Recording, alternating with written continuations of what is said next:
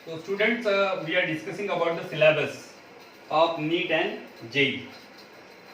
तो NEET और JEE syllabus is totally based on NCERT. ये टोटली पूरा NCERT के ऊपर डिपेंड है, मतलब CBSE के ऊपर। तो कुछ स्टूडेंट लोगों को लग रहा होगा कि वो स्टेट बोर्ड अगर ले रहे होंगे तो इसका मतलब ये नहीं कि उनको ये अप्लाई नहीं होता, उनके लिए भी अप्लाई होता है। अभी स्टेट बोर्ड का और एनसीईआरटी का सिलेबस ऑलमोस्ट सेम है, ठीक है। तो फिर भी क्योंकि ये पहले जो एग्जाम कंडक्ट करते थे वो सीबीएसई कंडक्ट करते थे, सीबीएसई ये बोर्ड का नाम है, सीबीएसई एग्जाम कंडक्ट करते थे। नाउअडेज ये एग्जाम जो कंडक्ट करने का काम कर रहे हैं वो कर रहे हैं एनटीए, नेशनल टेस्टिंग एजेंसी, ये दोनों एग्जाम कंडक्ट करती है। तो इसलिए सिलेबस पहले से एनसीईआरटी के ऊपर बेस्ड। तो हम लोग 11th 12th कर रहे हैं, तो अगर 11th केमिस्ट्री करेंगे तो 11th में कम से कम 15 चैप्टर्स आते हैं, 15 टॉपिक्स। 12th में हमारे पास 16 टॉपिक्स आएंगे। तो आप कम्युलेटिव बात कर सकते हैं 31 टॉपिक्स हमें केमिस्ट्री में कवर करके चलना है, और इसकी काफी डिटेल स्टडी हमें करनी पड़ती है। अगर जो बंदा एनसीईआरटी अच्छे से करता है और थोड़ा सा एडिशनल करता है तो इन दोनों एग्जाम में क्वालिफाई करने से उसको कोई नहीं रोक सकता। मैं तो बोलना चाहूंगा नीट वाले बंदों को तो पूरी एनसीईआरटी ही रटनी चाहिए वर्ड टू वर्ड। जेई वालों को फिर थोड़ा सा ज्यादा करना पड़ता है, क्योंकि जितने क्वेश्चंस दिए रहते हैं एनसीईआरटी में उतना सफिशिएंट नहीं होता है, तो थोड़ा ज्यादा भी करना पड़ता है। तो लेट अस स्टार्ट सब्जेक्ट। हम अपना सब्जेक्ट चालू करते हैं विदाउट वेस्टिंग टाइम। आपको अगर ये इसके बारे में कुछ डाउट्स हो तो आप कर सकते हैं, ठीक है।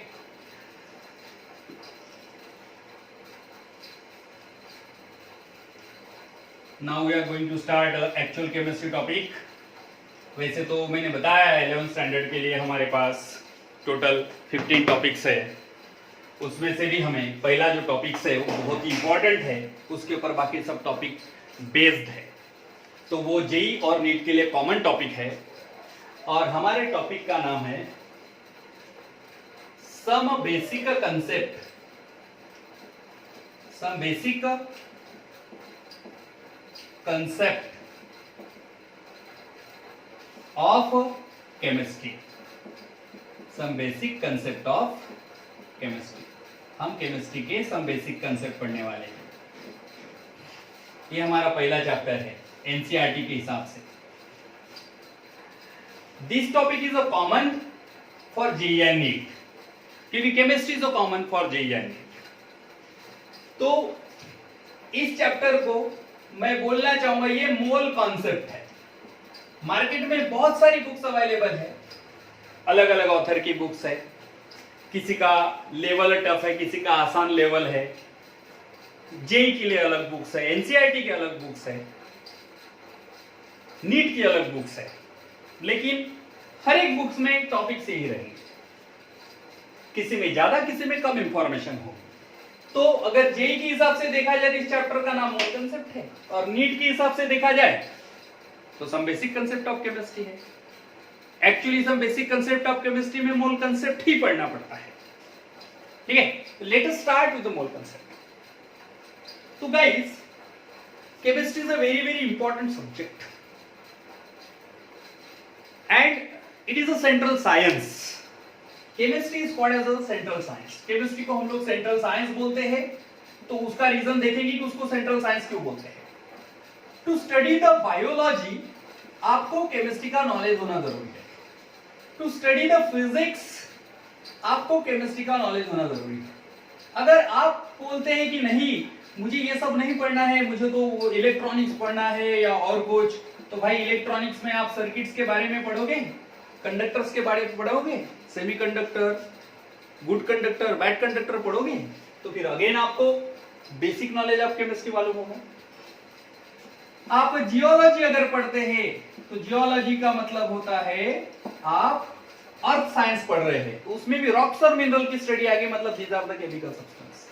आप कोई और सब्जेक्ट पढ़े, बायोकेमिस्ट्री पढ़े, या कोई इंजीनियरिंग पढ़े, ठीक है, कोई भी टॉपिक पढ़े, the basic knowledge of chemistry is essential. Basic knowledge of chemistry is essential. Other subject won't help. Chemistry के जगह पे केमिस्ट्री ही जरूरी है, उसका नॉलेज होना बहुत जरूरी है. तो hence the chemistry is called as a central science. This diagram indicates the chemistry is a central science because to study the other subjects, the basic knowledge of chemistry is a very essential. Other subject knowledge won't help. ठीक है? That's why chemistry is called as a central science. So let us start with the mole concept. हम यहाँ पे mole concept पढ़ेंगे. अब ये इसको central science क्यों बोलते हैं, कोई एग्जाम में आपको पूछेगा नहीं, इसलिए मैंने उस पर ज्यादा चर्चा नहीं की. लेकिन अभी मूल कंसेप्ट क्या समझते हैं, इसके ऊपर न्यूमेरिकल्स भी होते हैं. तो समझेंगे हम लोग कि 1 मोल क्या होता है. देखिए स्टूडेंट, हम डे टू डे लाइफ में हम बहुत सारे सब्सटेंस को मेजर करते हैं. किसी भी चीजों को हम लोग मेजर करते हैं. जैसे कि बनाना खरीदने जा रहे हैं आप लोग, तो banana measures in dozens, 12 banana 1 dozen. अगर मिल्क खरीदने जा रहे हैं आप लोग, तो लीटर में गिनोगे आप. और कोई चीजें खरीदने जा रहे हैं, केजी में गिनोगे. तो वैसे ही इन आवर सब्जेक्ट केमिस्ट्री में the quantity of substance is measured in terms of a very specialised unit, and such unit called as a mole. क्या बोलेंगे उसको? Mole. That is called as 1 mole. तो जानना पड़ेगा कि 1 मोल क्या चीज होता है, एग्जैक्ट क्या चीज है 1 मोल. ठीक है, तो थोड़ा सा यहां पे बहुत लॉजिक की जरूरत है, हम लोगों को थोड़ा अंडरस्टैंड करना पड़ेगा. ठीक है, 1 मोल क्या होता है. तो मैं बोलना चाहूंगा 1 मोल इज दैट क्वांटिटी. इसके अलग अलग डेफिनेशन, मैं 3-4 डेफिनेशन लिखवा के दूंगा आपको. उसमें से कितनी डेफिनेशन आप समझ सकते हो देखेंगे आप. ये 1 mole is that quantity of substance, ठीक है, विच include 6.022 into 10 to the power 23 particles. ठीक है, क्या बता रहा हूं मैं. अभी कुछ ऐसी डेफिनेशन की जो बहुत ज्यादा इमेजिनरी है, और कुछ मैं फिर प्रैक्टिकल डेफिनेशन बताऊंगा जो बहुत आसान है. तो दोनों डेफिनेशन, जिसको जो डेफिनेशन पड़ती है वो डेफिनेशन आप यूटिलाइज करेंगे.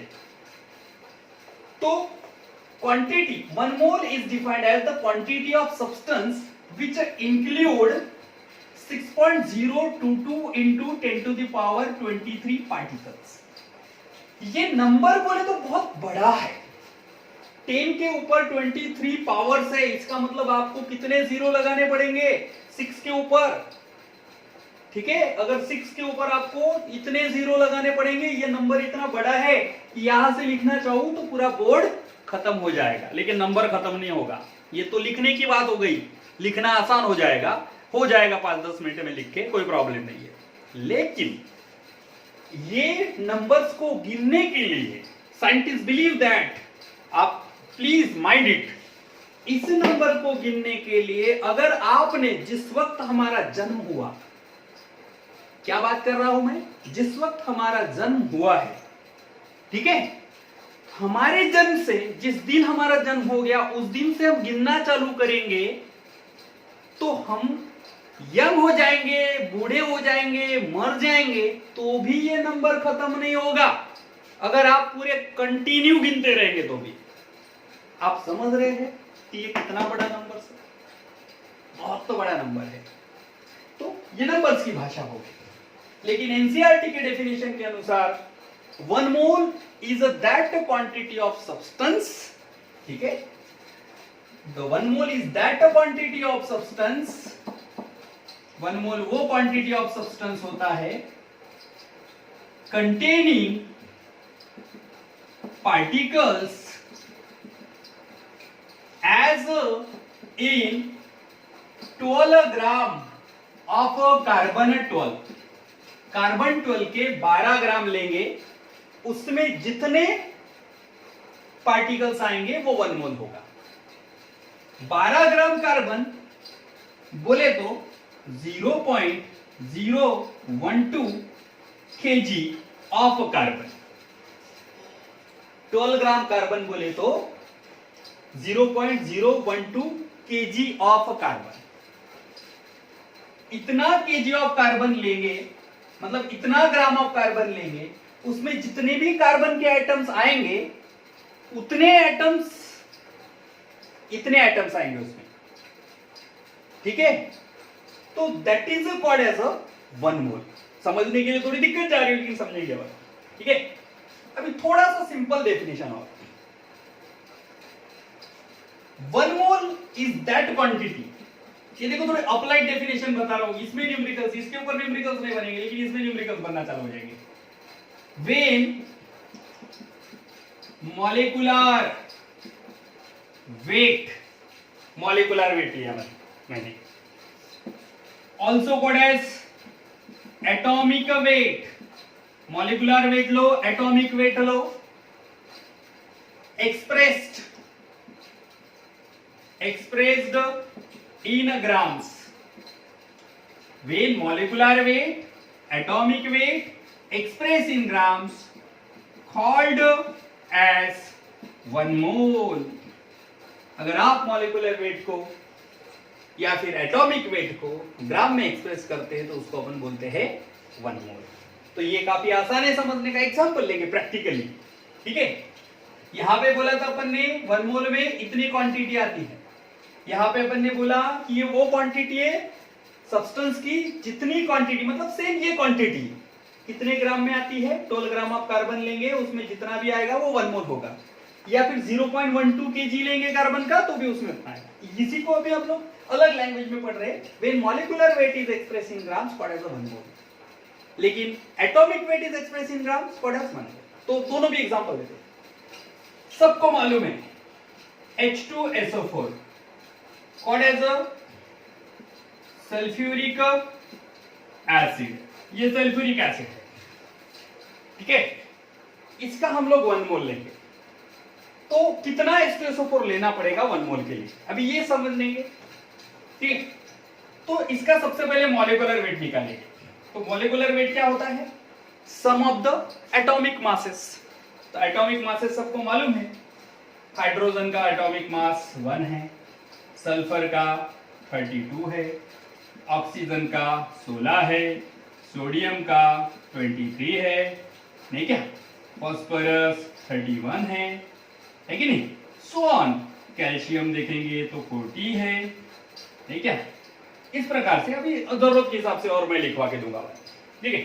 तो चलो मॉलिक्यूलर वेट निकालते हैं H2SO4 का। हाइड्रोजन 1 तो 2 है, तो 1 into 2 plus sulphur 32 plus oxygen 16 into 4 that is equals to 2 plus of 32 plus of 64 and it comes to be how much 98 आ गया। इसका यूनिट है U, इसका यूनिट ग्राम नहीं है, U है, एटॉमिक मास यूनिट। मैं उसको बाद में बताऊंगा कि एटॉमिक मास यूनिट क्या है, लेकिन अभी अपना मॉलिक्यूलर वेट कितना आ गया 98 आ गया। अब ये 98 यूनिट बोले तो बहुत छोटा होता है, बहुत छोटा होता है एटॉमिक मास यूनिट, ठीक है।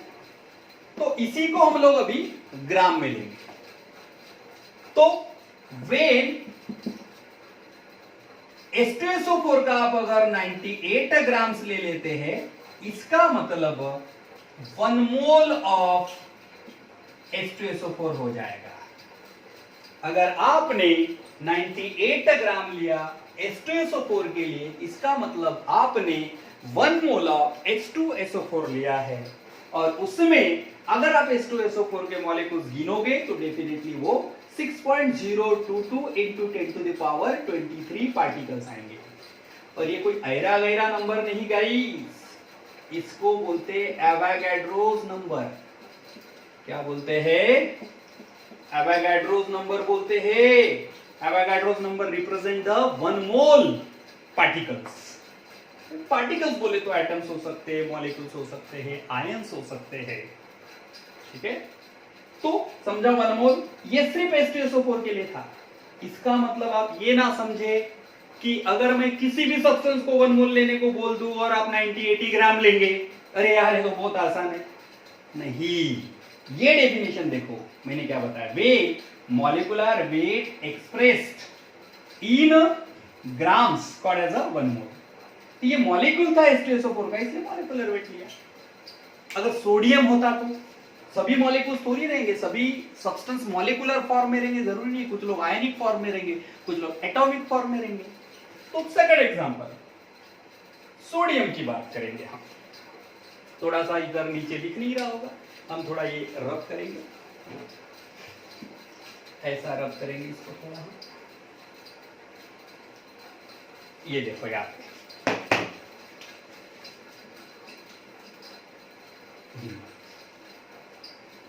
सोडियम का एग्जांपल लेते हैं। फॉर सोडियम, अभी सोडियम बोले तो कोई मॉलिक्यूल नहीं है, वो तो एटम है, एलिमेंट है ना। Element is represented by the atomic species, atom है।